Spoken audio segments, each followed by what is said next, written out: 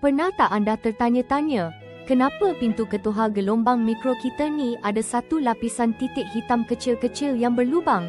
Kita tengok hari-hari, tapi jarang nak fikir. Nampak macam corak biasa, tapi sebenarnya ia adalah rahsia keselamatan yang sangat penting, yang ramai orang tak tahu. Ia bukan saja-saja ada, dan fungsi dia jauh lebih kritikal daripada yang anda sangka.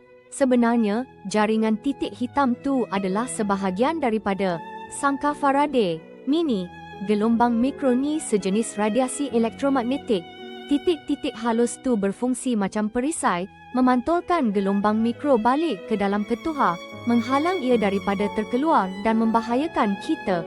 Saiz lubang dia sangat tepat untuk pastikan gelombang tu tak lolos keluar. Jadi, setiap kali anda memanaskan makanan, titik-titik kecil ni sedang bekerja keras melindungi anda. Tanpa jaringan ni, gelombang mikro boleh bocor keluar dan mungkin berbahaya kepada kesihatan. Ini bukti saintis reka cipta sesuatu yang nampak ringkas, tapi sangat penting untuk kegunaan harian kita. Jadi, lain kali guna microwave, tahulah kenapa ada dot-dot tu, kan?